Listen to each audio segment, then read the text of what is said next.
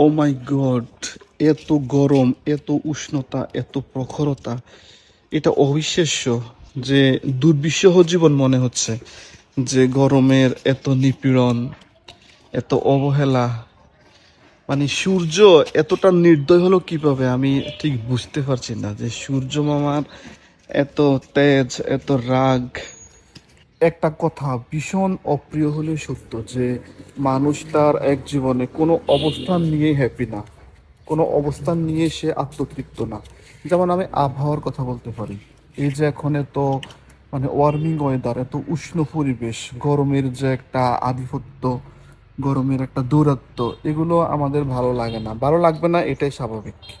কিন্তু যখন অনেক শীত পড়ে আমরা গরমের প্রত্যাশা করি, যখন অনেক গরম পড়ে আমরা শীতের প্রত্যাশা করি। আমার কাছে ইদানিং খুব একটা অপ্রীতিকর লাগছে গরমের এই অত্যাচার। সত্যি কথা বলতে আমি খুবই হাঁপিয়ে উঠলাম, যে এত এত গরম, এত এত উষ্ণতা, এত এত মানে সূর্যের প্রখরতা, এগুলো কখনো ভালো লাগার কোনো উপসর্গ হতে পারে না।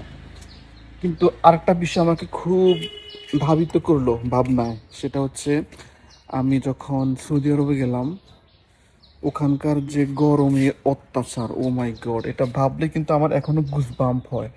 যে এত এত গরম নিয়ে ওখানকার মানুষ তাদের জীবিকা নির্বাহ করার জন্য একটা জীবন যুদ্ধে অবতীর্ণ হওয়ার মতো বাস্তবতার মুখোমুখি হয়। তো বিদেশের গরমের প্রেক্ষাপটের এই কথাটা আসতে আমার কিন্তু খুব নস্টালজিক হলাম আমি।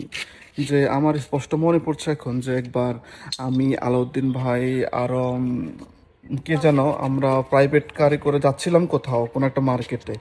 তো প্রাইভেট কার কিন্তু শীতাতপ নিয়ন্ত্রিত। আমি ধারণাই করতে পারিনি যে এখান থেকে বের হলে এরকম একটা গরমের ঝলক আমাকে অ্যাটাক করবে। এবং এটা ভাবতে গেলে আমার সেসব রেমিটেন্স ফাইটারদের জন্য যথেষ্ট মানে সম্মান বোধ চলে আসে। যে এত গরমের মধ্যে, কারণ আমি তো জানালার মানে গ্লাস দিয়ে দেখেছিলাম বাইরে তারা জীবিকার জন্য নিজেকে কি পরিমাণ সমর্পণ রাখেন, বিসর্জন দিয়ে রাখেন প্রতিনিয়ত। তো আসলে যারা প্রবাসী, যারা বিদেশি থিতু হয়েছেন তাদের জীবিকা নির্বাহের জন্য, এই যে এত গরমের মধ্যে তারা কি পরিমাণ কষ্ট করে রেমিটেন্স ফাইটার হয়েছে, তাদের প্রতি অবশ্যই সম্মান, শ্রদ্ধা, ভালোবাসা। কারণ এক জীবনে অর্থ তো ভীষণ দরকার, টাকা পয়সা ভীষণ দরকার, এগুলো না থাকলে কেউ কাউকে কখনো মূল্যায়ন করবে না। এটা তিতা সত্য আসলে। যে আমরা বলি না যে জীবনে এত টাকা দিয়ে কি করবে, না ভাই, জীবনে অনেক টাকা লাগবে। বেঁচে থাকার জন্য হয়তো অনেক টাকা দরকার না, কিন্তু জীবনের যে কোনো প্রতিকূল মুহূর্তে নিজেকে সারভাইভ করার জন্য অবশ্যই লাখ লাখ কোটি কোটি টাকার খুবই ইম্পর্টেন্ট। তো বিদেশের এসব গরমে যারা যুদ্ধ করে দুটো পয়সা ইনকাম করে তার পরিবারকে হাসি খুশি রাখার জন্য যথেষ্ট ভূমিকা রাখেন, তাদের প্রতি সম্মান।